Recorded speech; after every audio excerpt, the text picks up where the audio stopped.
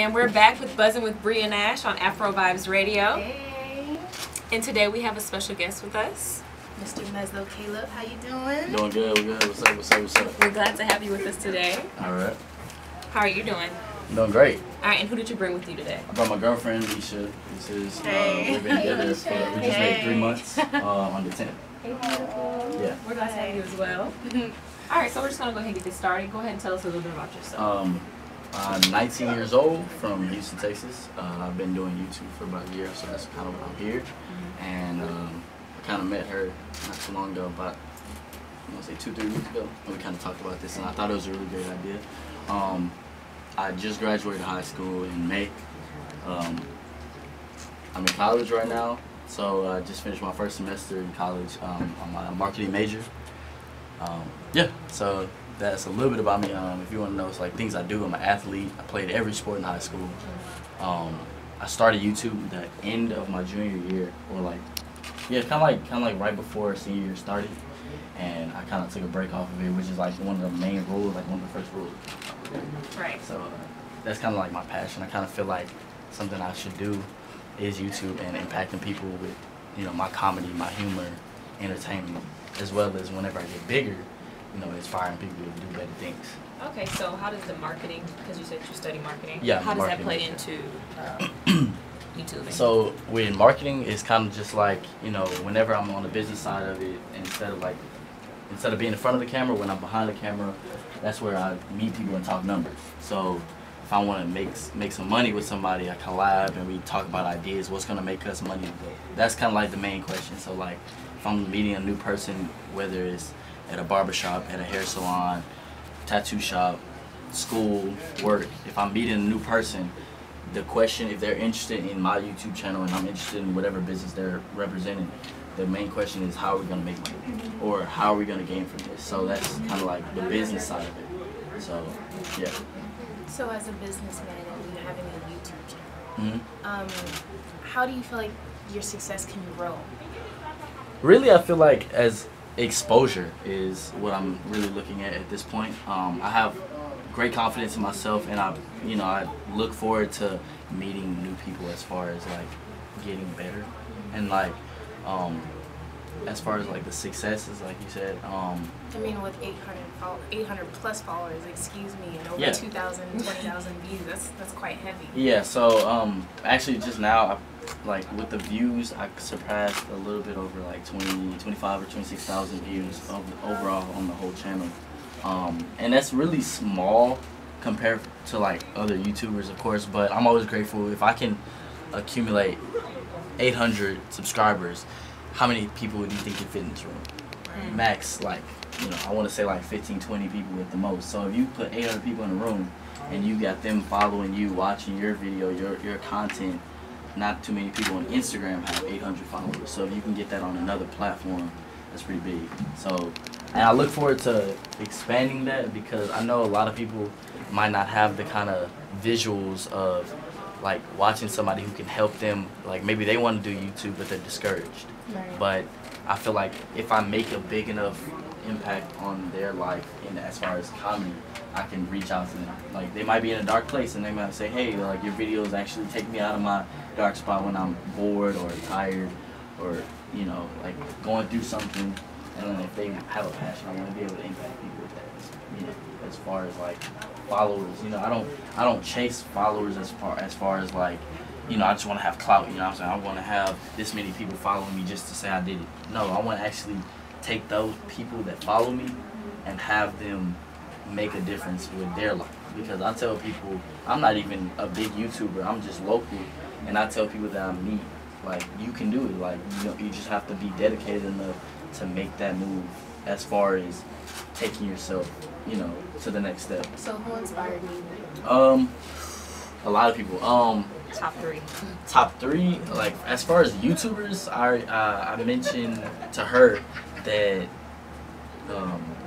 DDG and Ponte Made DDG and Pretty Boy Fredo, they're like YouTubers that are in California and Florida.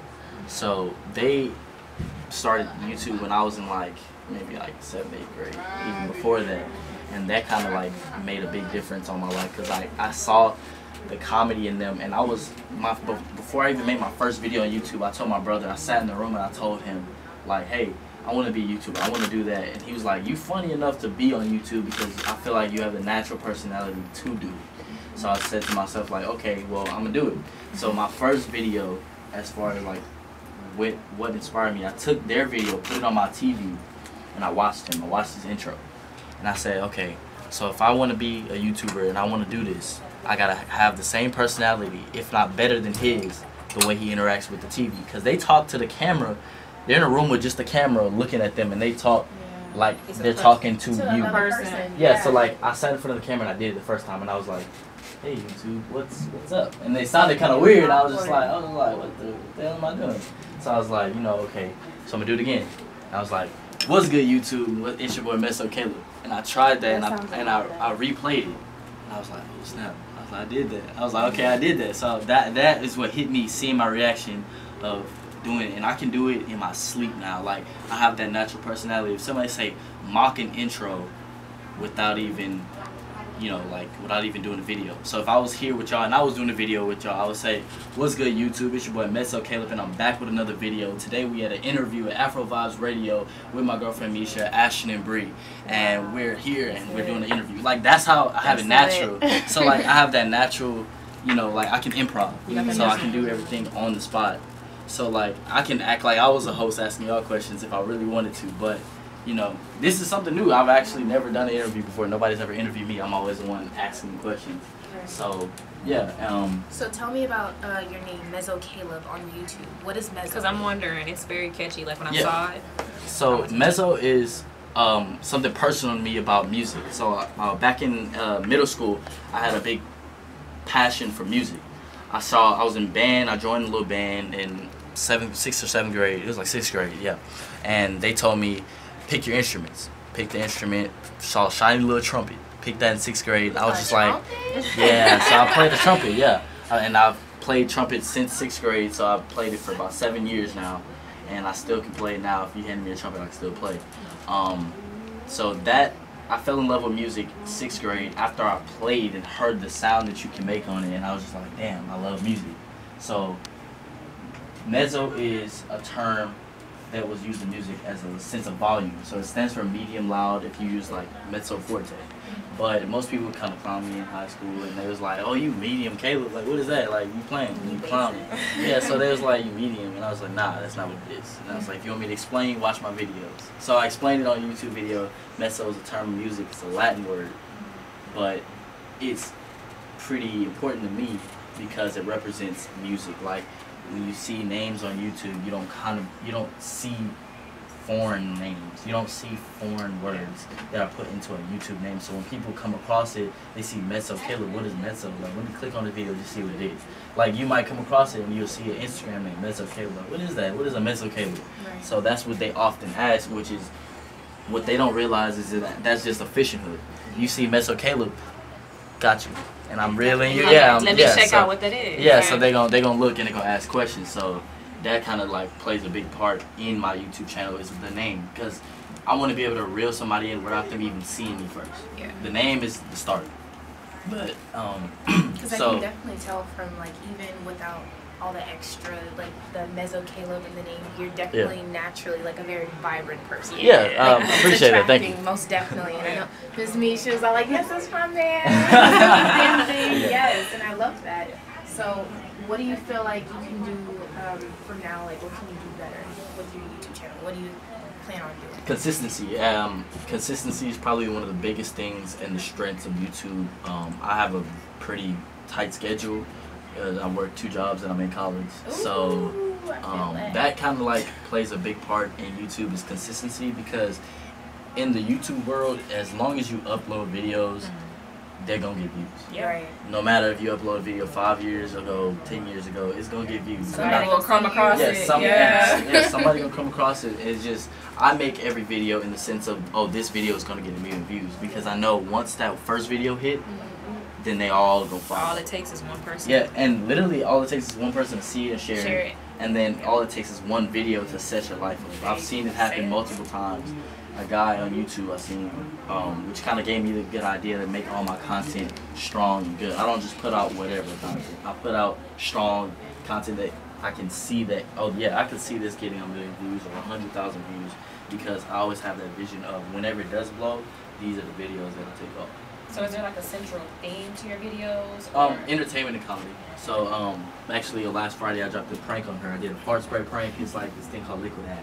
It stings real bad. Liquid what? Liquid ass. Liquid ass. And it's concentrated like diarrhea smell or whatever. And it's awful. It's very awful. I know you wanted to kill her. She was like, and I actually pranked her. So I sprayed. I took her on the we went to. She does Postmates driving. So with the Postmates driving, we I waited till she got an order to deliver somebody's food, and I waited till she went to go pick the food up, sprayed it in the car, and I told her I use the restroom myself. I said, I got I got loose bowels. I shit on myself, and she was like, "Where did you find this little spray?" So I actually bought it on Amazon a year and a half ago. Lord. So and it's been in the Amazon package in my room for a year. And it still had the scent. Yeah, it's closed. It was closed. It's concentrated shit. Like it stinks. Like when you spray, when you spray it, it's awful. And I sprayed so much of it. It's stuck in the car for like 3 days. Oh, you were wrong. Yeah, and then she don't even have leather seats. It's cloth. So it was worse. So it got stuck in the seats. I bought a big bottle of Febreze, and I sprayed the whole bottle. Didn't do nothing. Yeah. Didn't do nothing. So I kind of felt bad. I was like, stay out the car. I was like, it'll be okay. Oh my goodness. Yeah, so that video actually dropped Friday. I haven't uploaded since before. Like I did a tattoo vlog where I got this tattoo, so people can see like what I'm doing. That's like a comeback video, because everybody likes to see what you do on your spare time. So I haven't uploaded before the second to last video in 3 months, because I broke my camera on my phone, and I record off my phone until I save up enough until I get a new camera. So once I get a camera, that's when I vlog. So I still got a long ways to go. But another YouTuber I seen, Smooth Geo, he made 1 million subscribers. He reached 1 million subscribers making videos off his phone. And he said, if I can do it, y'all can do it too. So I got a couple more questions for you about upcoming videos, but we're going to go ahead and take a break, okay? Okay, yeah. All right, and we'll be right back. Alright, and we're back with Buzzin with Bri and Ash. Hey everybody. Welcome back, welcome back. We are here with Mr. Mezzo Caleb and Miss Misha. How's everybody doing? Doing good. Yeah. So we were just getting off on basically talking about how Caleb goes with his YouTube channel and how things kind of are, and his little fart prank on his little thing. So now I kind of want to talk about Miss Misha for a quick second. Okay. Misha, how do you feel like you are engulfed in this YouTube life that Mr. Caleb has put you in? How do you feel like you kind of rotated in there? Well, I'm his girlfriend. I'm always gonna be by his side, so it means a lot that he includes me in things like that, like his YouTube and his daily life. Like, I love being around him all the time, so it just it's natural, So what's your favorite and least favorite part about being a part of his YouTube channel? I want to put the light on. I'm curious to see. I would have been too happy about that fart prank. Okay, I was taking me a week to get over that. Well, I like being a part of it, and I like, he's really fun to be around. So every YouTube video he does is pretty fun, and just vlogging and being with him, and even helping him record and stuff is fun to me, and that's something that I like. I don't really dislike anything about it, but the prank that he pulled on me, it stunk really bad. So So as his partner, are there any times you find yourself giving him ideas or just suggestions to help him improve it, or critiquing him?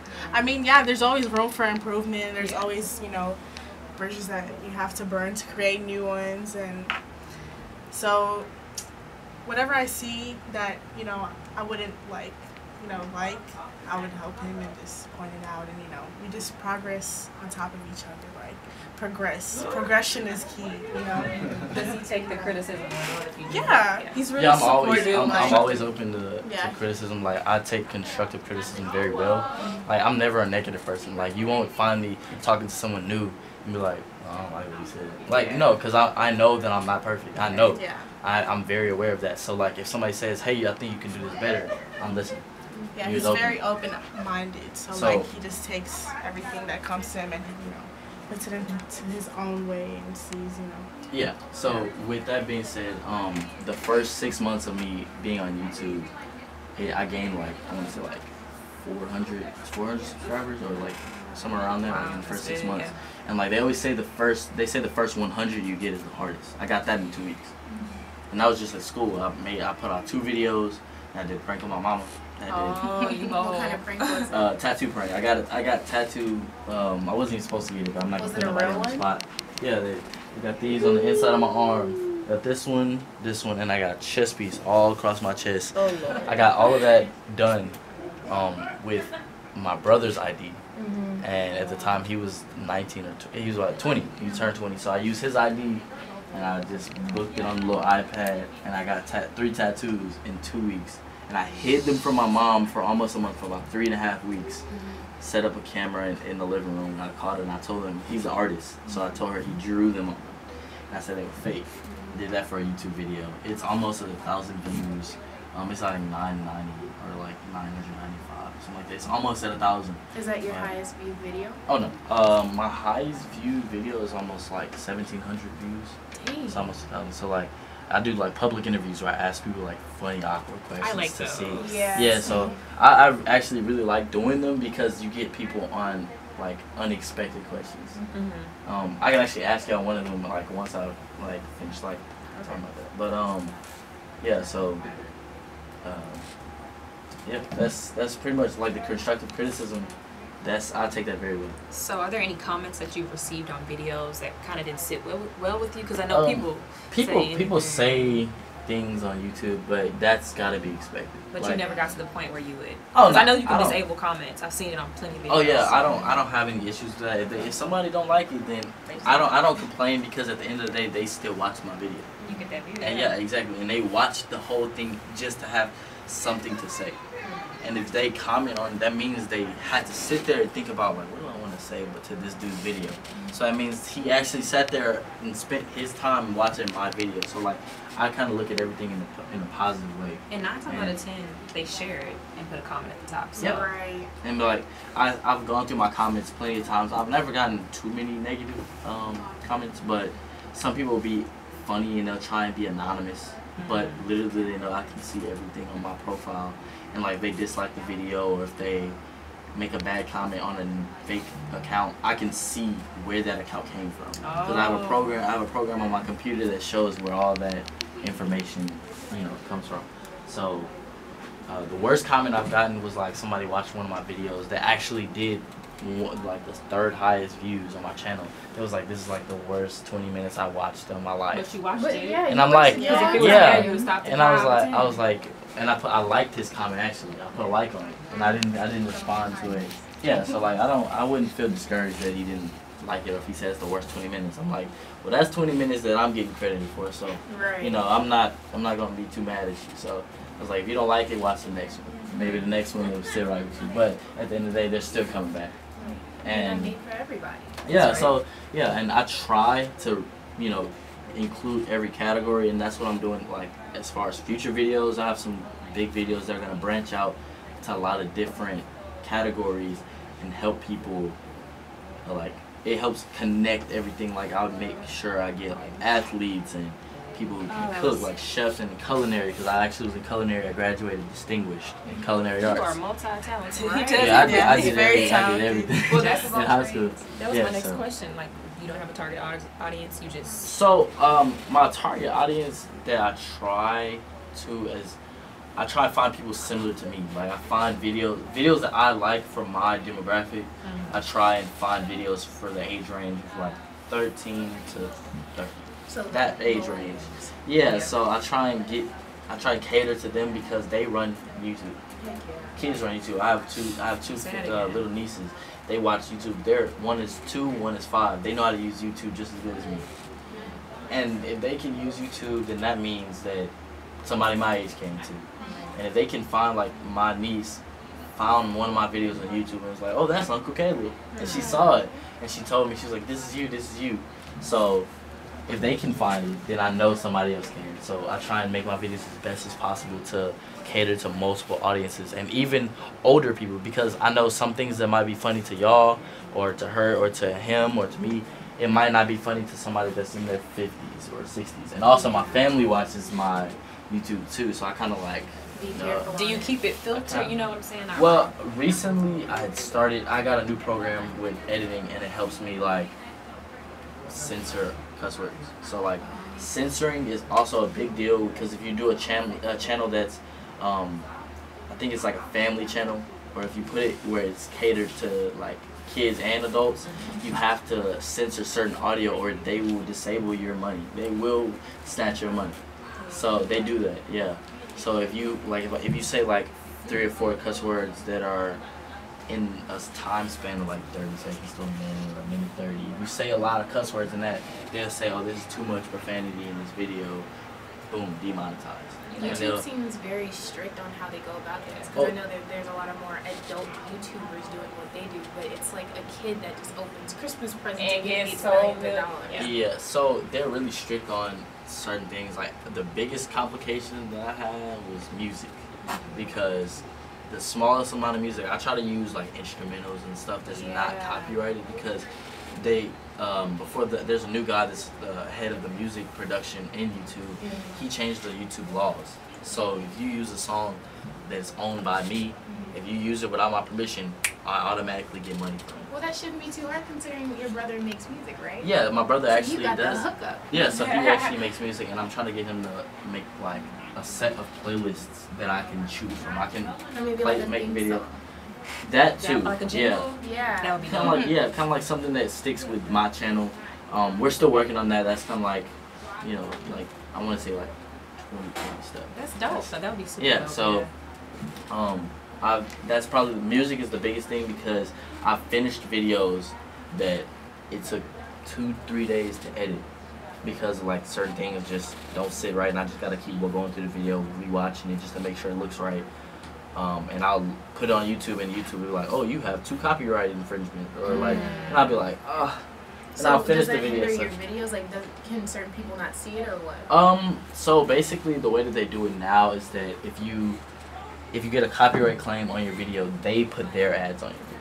So like, it'll still have your video. You won't get like a strikes, because they do like a 3-strike rule. If you copyright a video, it's to an extent. So if you copyright the video and you use something from somebody else, they give you like strike 1, strike 2, strike 3, and then after strike 3, they cancel your account. But I've never gotten any strikes. They just give you warnings in a way. So like, if I make a song and it has copyright claim to you, then what I have to do is I have to just post the video, and then they put your ads in there, so you get paid for my video, which sucks. And that sucks a lot, because basically you get paid for me. Like, I put all my effort into making and editing this video and publishing it, and then somebody turn around and get paid for what I did. Yeah. Which is why I try to I'm really picky on the music that I use. I want to make sure it like sets the tone for the video, but at the same time I want to be able to get my revenue from that video at the same time. And it's like, these are like milestones that you got to go through before you get paid and stuff. So yeah. So what's the last question we're gonna do before we wrap this up? Go ahead and tell us one piece of advice you would give to people who want to get into the career of doing YouTube. If you want to get into the career of YouTube, I'd say make sure that you're really dedicated to it, because once you start, don't stop. Because once you're on the road of doing YouTube, it only goes up from where you start. It never, you might lose a few here and there, but you lose a little to gain a lot, if that makes sense. So my biggest thing is consistency, because I've seen what it does to a channel, and I've seen people with 100,000 views go down and come back up and go down. But I say be dedicated and make sure it's something that you're comfortable with doing. Do videos that are natural to you and not to somebody else. Make videos for yourself and for your enjoyment and if others like it, then go on with that. Alright, and where can we find you, Mr. Mezzo Caleb, on Instagram and YouTube? My Instagram is the same as my YouTube channel. It's Mezzo Caleb, M-E-Z-Z-O, Caleb with a C, C-A-L-E-B. So it's Mezzo Caleb, no spaces, no nothing. Alright, bet. Well, we're going to sign off on this and say thank you guys for listening in to Bri and Ash on the Buzz, you know, and we're going to end it here. Have a good night. Thank you for tuning in to Afro Rocks Radio. Have a good evening.